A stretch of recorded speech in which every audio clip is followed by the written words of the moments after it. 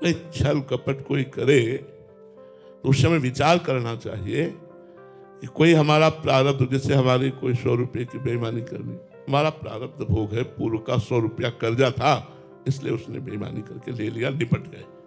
हमको किसी ने गाली दे दिया, हमारा प्रारब्ध था, गाली सुनकर जो हृदय में जलन हुई, हमारा पाप नष्ट हो गया, निपट गए। हमको ऐसे विचार करना है।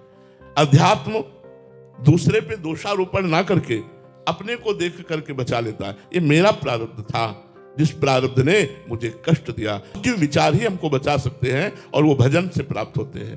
प्रायः लोग निगेटिव विचार के अधीन होकर क्रोध आदि कर बैठते हैं, तिरस्कार कर बैठते हैं, लेकिन नहीं, सकारात्मक विचार हमारे बढ़े, इसलिए हमें अध्यात्म से जुड़ना चाहिए और खूब नाम जप करना चाहिए, शरीर के अनुसार और पद के अनुसार।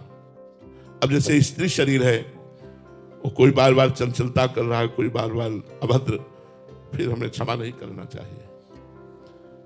अगर वो ज्यादा उपद्रव कर रहा है तो हमें कानून का सहारा लेकर उसे दंड दिलाना चाहिए, क्योंकि अगर उसको हम क्षमा करते रहे तो वो उपद्रव बढ़ाकर वो कहीं गलत आचरणों पे ना उतर जाए। अब पदाधिकारी है, वो अपने निज जनों को शासन में रखना चाहता है, तो वो अंदर से क्रोध ना रखते हुए भी यदि वो क्रोध नहीं करेगा तो उसके अनुशासन में उसके नीचे वाले नहीं रहेंगे। इसलिए पदाधिकारी जो राष्ट्र सेवा में है, जैसे शिक्षक है, पिता है, पदाधिकारी है, इनको ना चाहते हुए भी क्रोध का नाटक करना पड़ेगा, विरोध का नाटक करना पड़ेगा।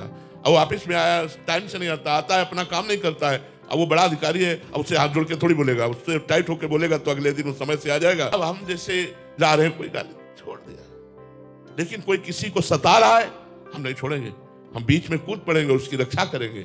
ये सब विचार, इसीलिए कहते हैं हमें पॉजिटिव विचार के लिए भजन चाहिए। भजन करो, रामाय भजे ते चतुर नर। जितना भजन करोगे उतनी बुद्धि विशाल विवेकवती होती जाएगी और आपको बचा लेगी और दूसरे को भी बचा लेगी।